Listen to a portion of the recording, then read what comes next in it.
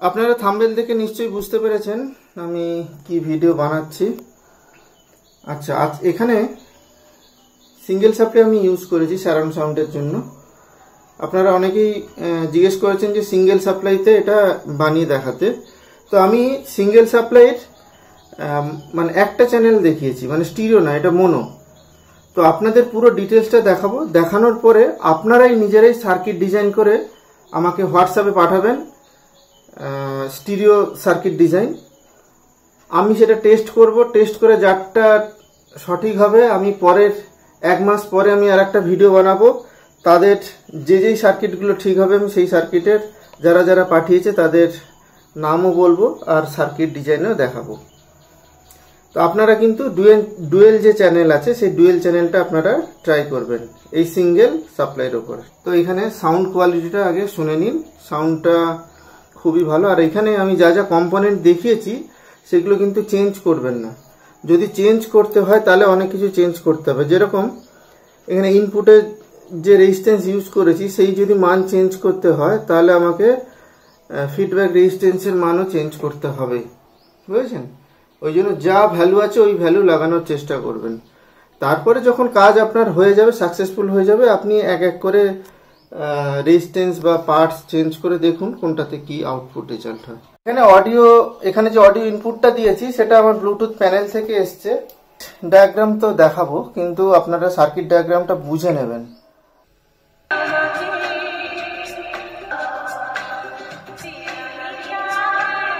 এটা normal sound, নিজের মতন অ্যাডজাস্ট করে নিতে পারবেন।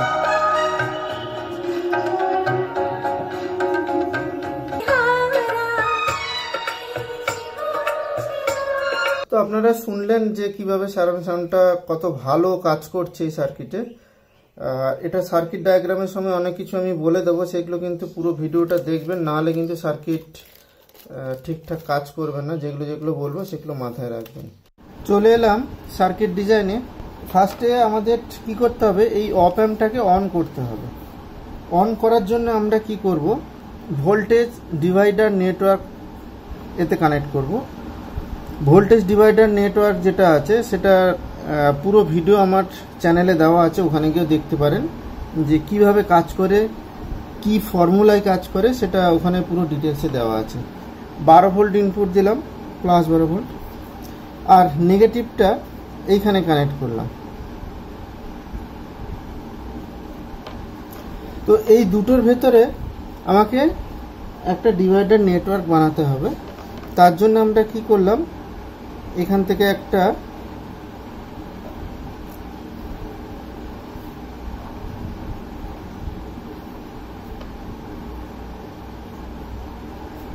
রেজিস্ট্যান্স কানেক্ট করলাম,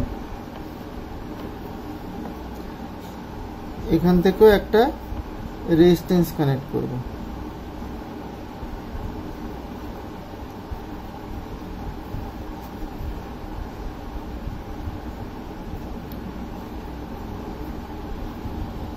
হয়ে গেল।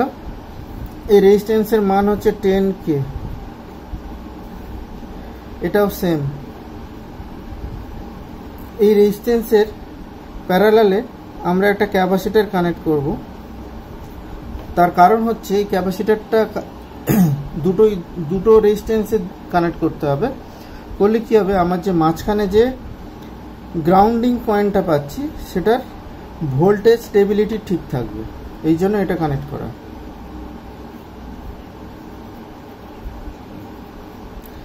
ক্যাপাসিটরটা কিন্তু যেভাবে দেখাচ্ছি সেভাবে কানেক্ট করবেন। এই দিকে প্লাস ভোল্টেজ যাচ্ছে, তার মানে এখানে প্লাস থাকবে, এখানে মাইনাস থাকবে। হয়ে গেল। এই ক্যাপাসিটরের মান থাকবে 100 mFD 50 ভোল্ট, 50 ভোল্ট বা 63 ভোল্ট দিলেও হবে। ঠিক একইভাবে এখানেও আমার একটা ক্যাপাসিটর কানেক্ট হবে।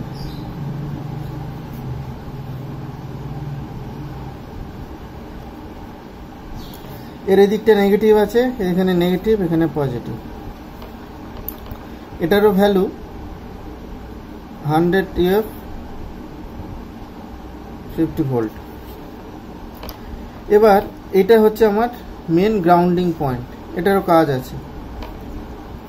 অডিও ইনপুট দেব একটা রেজিস্ট্যান্স দিয়ে, এই রেজিস্ট্যান্সের মান যেগুলো দেখাচ্ছে সেগুলোই কানেক্ট করবেন। চেঞ্জ যদি করতে হয় তাহলে সবগুলোর ভ্যালু চেঞ্জ করতে হবে। ফার্স্টে আপনারা এই যে ভ্যালুগুলো দেখাচ্ছি সেগুলো কানেক্ট করবেন, দিয়ে এক এক করে আপনারা নিজেরা এক্সপেরিমেন্ট করবেন। এই রেজিস্ট্যান্সের মান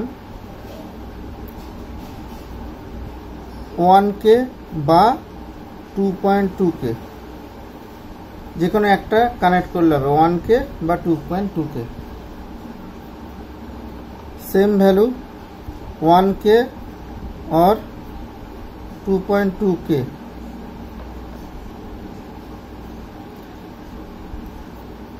এটা ক্যাপাসিটার দিয়ে অডিও ইনপুট দেব।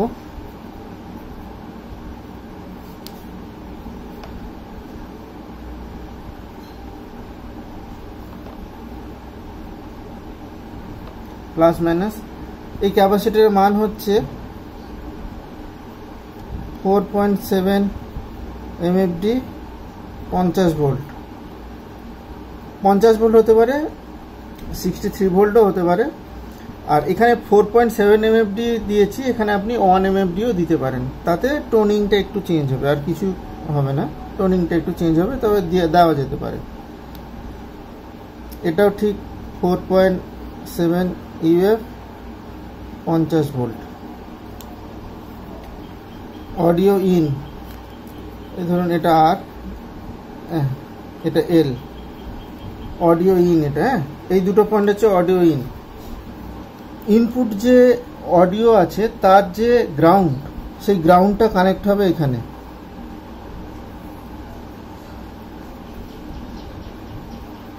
এটা হচ্ছে audio ground, audio input ground, এই 4 নম্বর পিনে হবে। এই গ্রাউন্ডটা এখানে দিলেও হবে, কিন্তু এইখানে কানেক্ট করা বেশি সেফ।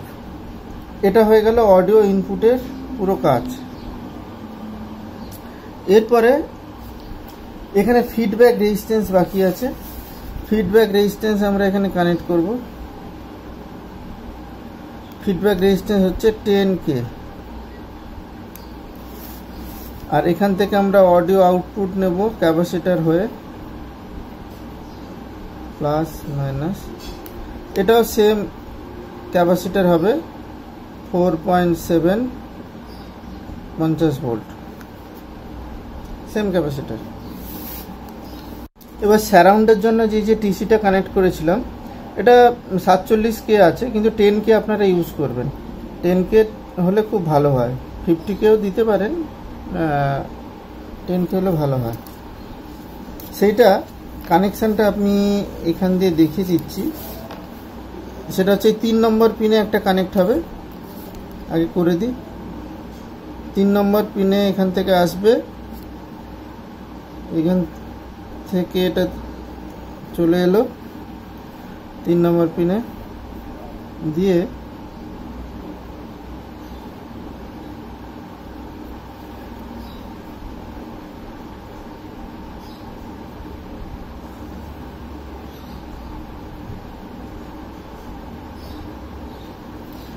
এই গ্রাউন্ড থেকে কিন্তু কানেক্ট হবে। এই গ্রাউন্ডে দিলে কিন্তু হবে না।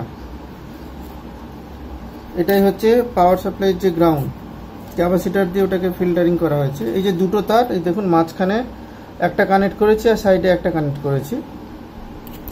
তো যেটা মাঝখানে কানেক্ট করেছি সেটা এই যে গ্রাউন্ডটা আছে এই মাঝখানে দিয়ে দেবেন, এইখানে তার কানেক্ট করে দেবেন। আর একটা তার, সেটা হচ্ছে ওই 3 নম্বর পিনের এইখানে, 3 নম্বর পিনের এখানে দেবেন। তাতে কি হবে, এরকম করে ঘোরালে আপনার সারাউন্ডটা চেঞ্জ হবে। এটা 10K VR দিতে হবে। তো এই হচ্ছে টোটাল সিঙ্গেল সাপ্লাই সার্কিট, খুবই সিম্পল সার্কিট।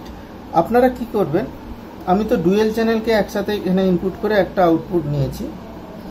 এর আগে আমি স্টিরিও অপ অ্যাম্প দিয়ে স্টিরিও সারাউন্ড সার্কিট আপনাদের দেখিয়েছি, ডুয়েল সাপ্লাই।